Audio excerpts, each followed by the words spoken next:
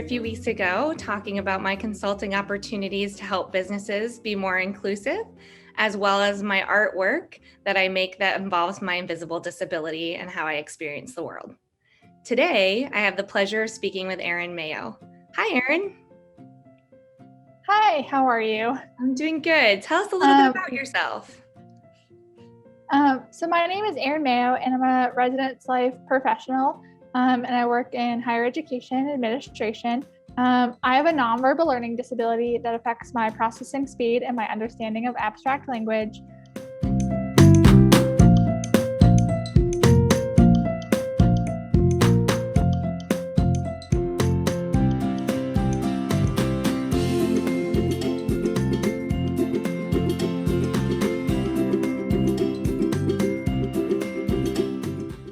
And I'm also involved in the National Center for Learning Disabilities, which is a nonprofit organization based in Washington, D.C., and I've had the opportunity to serve on their Young Adult Leadership Council for the past 2 years. Thank you so much. So tell us a little bit more about your experience with the NCLD and some work you had done with them.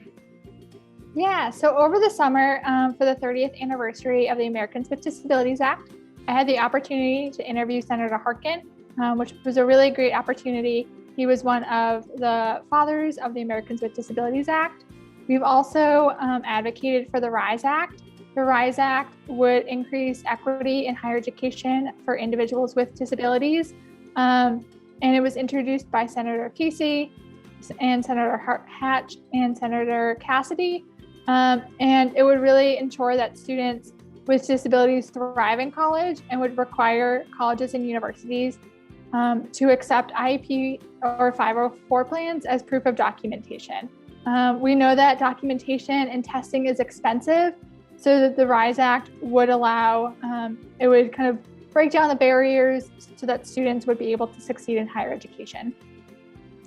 That's awesome. I know from my own personal experience, I went back to get my master's at 28. And so it had been a long time since I had been tested. And when I got to the accommodations department, they explained to me that I would have to pay to get retested out of pocket. And I decided, since I was getting a degree in art and that was one of my strengths, and I wasn't going to have to be taking math or an English class or writing a big paper, I figured that I would be okay without my accommodations. And I ended up hitting some roadblocks with some professors that, were just not interested in learning about my disability or how they could help me to be more successful in class. And so I think the RISE Act is really important to help bridge that experience from K through 12 into college. So that's awesome.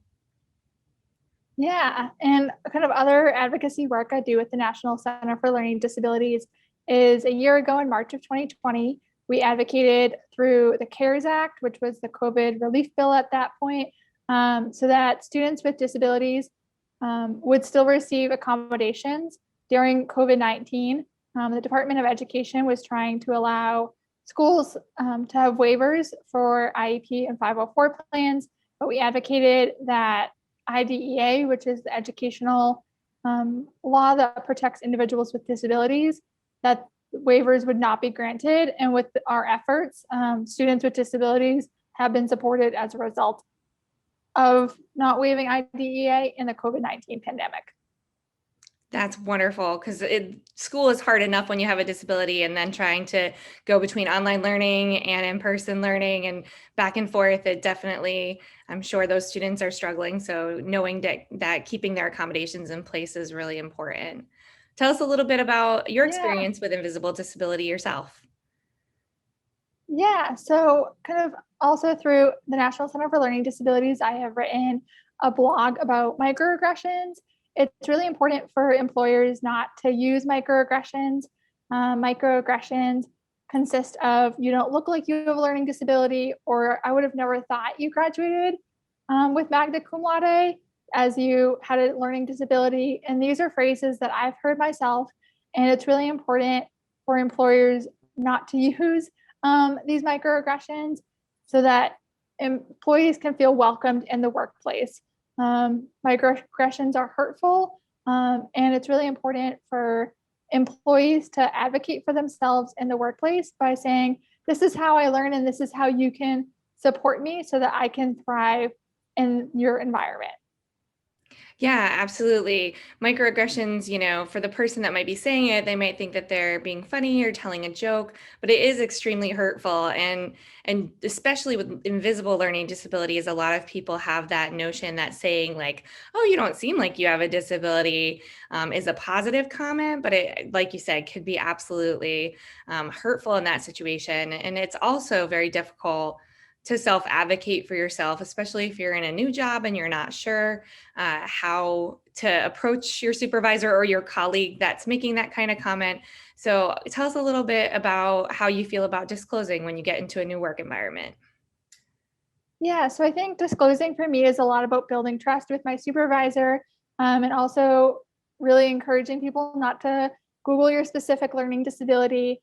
I have a nonverbal learning disability, but I don't identify with every aspect of the symptoms that NVLD has, and we all have different experiences. So it's really important for the supervisor not to kind of go on and Google it and really let the employee share what assistance and resources they need to succeed. Um, it's also really important to share for employees to share why they need this specific accommodation. I have lower processing speed, so I asked my supervisor to send me my evaluation a few days ahead of time. So that allows me to read and process my evaluation. So when I come to the meeting with my supervisor, I have questions answered. So I have questions prepared so that we're able to have a meaningful conversation. It's also important for supervisors to use person first language. A disability is only one part of who I am. So, really using the phrase, Erin is a person with a disability, because it's just one part of my many identities and it doesn't control kind of what I am capable of achieving. And it's only one part of who I am that makes me unique. I also really believe in trying to incorporate universal design throughout the workplace.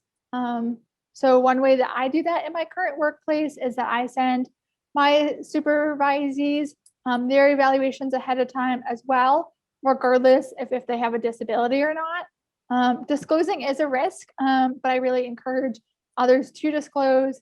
You don't know how your supervisor is going to respond, but because of because the stigma does still exist around disabilities in society, but really just communicating how you can be successful with your disability in the workplace, I believe is a valuable experience.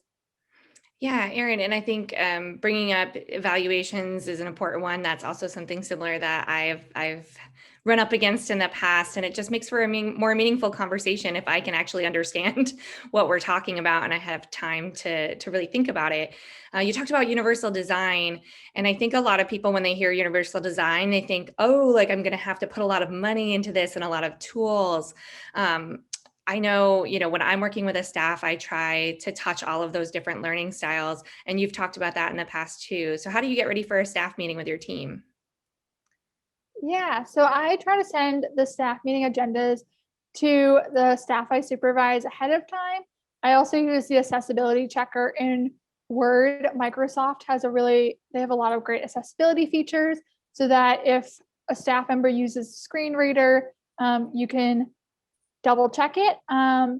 When currently, because of staff meetings being virtual, I put closed captioning on my Zoom.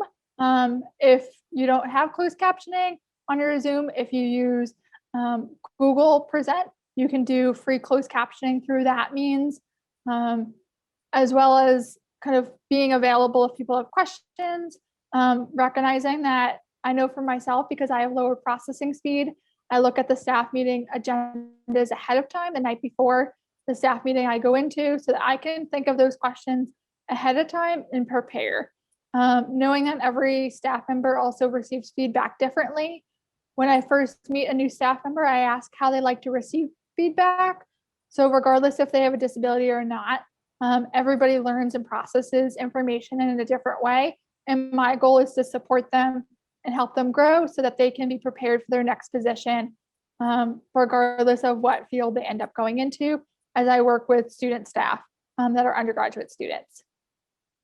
Yeah, absolutely. And having the agenda in different ways, set in advance, a physical copy so that people can take notes, having it on a projector, all of these options are great, tools for universal learning to help every kind of learner be able to participate fully in the meeting that's happening and, really succeed, because that's our goal. Our goal, as Yeah. supervisors and as employers, we want people to be successful. We want to get the best out of our team and have great teamwork and people working together.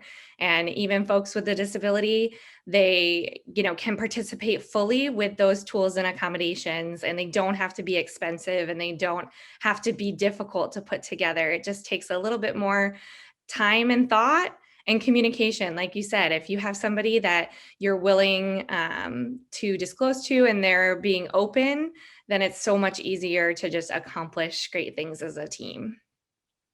Yeah, it's also really important to remember that it's whoever discloses to you, it's their story, and it's not your story to go tell another colleague. It's the person with the disability. They might disclose to you because they trust you, but they might not disclose to other individuals because they don't have that relationship yet.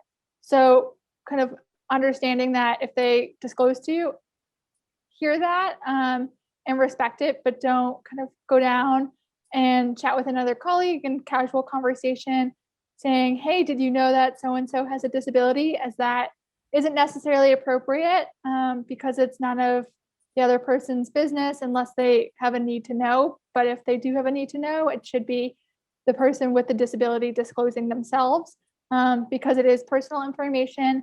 And as well as the stigma is still out there in society about about individuals with disabilities not succeeding, but they can succeed, and we can thrive in the workplace and in society.